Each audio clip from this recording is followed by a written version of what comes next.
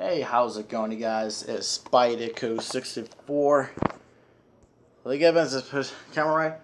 How's it going, you guys? It's Spideyco64 here again with another video I got for you guys today, and that is my review of the Coke Zero Sugar 400. Let me just go back a little bit. Anyways, yeah. So this looks so much better. So anyways, like I said, for today's video, I'm going to be reviewing the Coke Zero Sugar 400. This is Nascar News Discussion episode 60. Yeah. Episode 60, and with that being said, let's just get straight into the video. So first up, talking about the Coke Zero Sugar 400. Also, can I just say, what's even the point of Coke Zero Sugar? I mean, you're trying to make a non-sugared Coke drink, and you put out Coke Zero Sugar? That's why that's... Plus, hey guys, I don't like Coca-Cola at all. I'm a Mountain Dew guy and a Pepsi guy. So, yeah. Because Hendrick Motorsports, because those guys are sponsored by Mountain Dew, had to stick with Mountain Dew, you know? Or Pepsi, whatever. So, yeah. So, for now on, throughout this whole entire review, I'm going to call this race the Pepsi 400. Because that's what the name is. For all the Coke guys. So, yeah. Anyways, let's get straight into this video. So Chase Elliott started on the pole of this race. I have him as my pick to win the race, really, because one, if Chase Elliott can just get at least just one win, and it can be at Daytona, and he can just lock himself in the playoffs, and he can just win his first race right there. Considering one, that Hendrick Motorsports hasn't been good all year, and no, I did not touch my crotch. So, because you're probably wondering what the hell am I doing here? So, yeah. Anyways, yeah, talking about this race. Chase Elliott started on pole with Alex Bowman. Chase Elliott led the first couple laps during the race. Then Michael McDowell and Ricky Stenhouse Jr. took the lead, Ricky Stenhouse Jr. took the lead away from Chase Elliott, and he started leading himself. He started to lead some laps as well, and Ricky Stenhouse Jr. leads a lot of laps. And he was the best car throughout this whole entire race. And Ricky Stenhouse Jr. was a really big guy, was the big guy to talk about during this whole entire race. So, yeah, I'll get more into that. So he wins stage one, and it was a great battle for stage one, you know. And then we have our big major caution. Paul Menard spins out. The hood flies open. The hood flies, and he, and so basically he had to run a whole night without a hood. So, yeah. And then we got our first big one. Basically what happened was, Brad Keselowski had a good run on William Byron, and then William Byron blocked. And then Brad Keselowski checked up, but then Ricky Stenhouse Jr. then checked up, and then caused a whole entire wreck, collecting guys like Kurt Busch, Chase Elliott, Denny Hamlin, Daniel Suarez. There's too many drivers that were involved in that wreck. You know, and Ricky Stenhouse Jr., now, I can understand why Brad Keselowski blames William Byron for this, concerning one.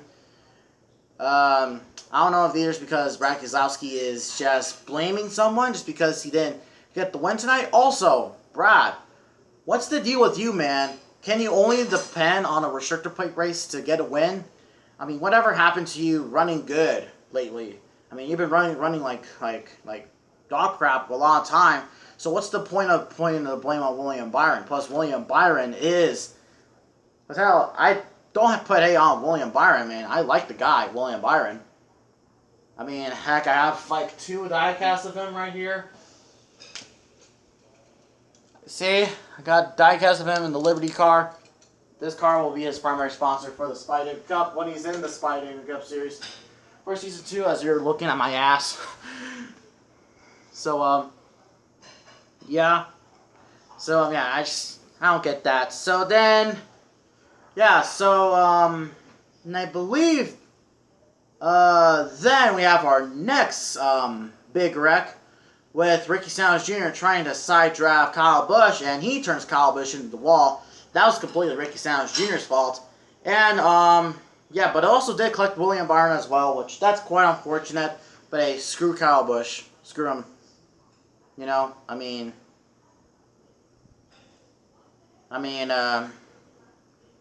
yeah, I mean, hell, people liked it when Kyle Busch got turned into the wall. I mean, have you heard? The crowd roared. That was just absolutely, something, wow, you give a lot of crap to Kyle Busch, though, so, yeah. And I'm trying to remember on top of my head what happens after that. I think a couple more wrecks happen after that? I'm not even so sure. One thing I do know, Ricky Stenhouse Jr. wins stage 2. We have a lot of great battles throughout during stage number 3. Like Jimmy Johnson took the lead, Michael McDowell was leading a couple laps, you know, here and there. Now I think, all right, I'm trying to remember. There were a couple wrecks like, Kyle Larson, my third favorite driver, blows a tire and collects Ricky Stenhouse Jr. in it. So, yeah. So that happens, and, so that means what can happen now? You know, Ricky Stenhouse Jr. is wrecked and stuff like that. And there's a lot of cars that are in the field that are so wrecked, like no car. A lot of cars had like either tape or damage on the cars, and Martrix Jr. easily made his way through the field. I mean, he was in the pack. He was in the front pack a little bit. Then he went back because he doesn't want to get in a wreck. But since the cars have so much damage, we really do need the Phil Swift from Flex Tape to fix all these cars with Flex Tape. So yeah, so that happens, and what else? Oh yeah, DJ Kennington spun out, and then there was this other big wreck which created an overtime finish number 1. And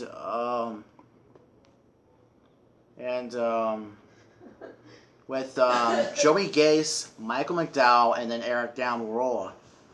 So yeah, so that happened. So yeah, that happened to create the overtime finish number 1.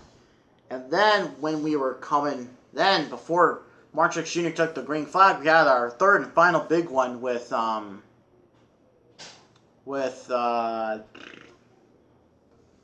Clint Boyer, Kevin Harvick, and basically the whole entire field. The rest of the entire field, Bubba Wallace was also involved in there, so that was unfortunate for Bubba Wallace. And we have created an overtime finish, and also Casey Kane was up there in the field as well.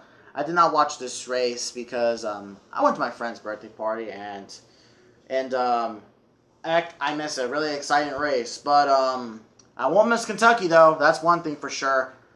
But yeah, the next exciting race I could think of is Watkins Glen. So yeah. So yeah, the restart happens, and Casey Kane was looking like to win the race. He was looking like to win the race, and I was actually wanting him to win at the end. I mean, Chase Elliott was my pick, from the first place. But hey, since Casey Kane, an old Hendrick driver, that means hey, I want him to win. But then Eric Jones comes around, makes a 3-wide move to get to the front, battling his old teammate Martin Truex Jr. And then Eric Jones wins the Coke Zero Sugar 400. You do not believe, I couldn't believe Eric Jones won this race.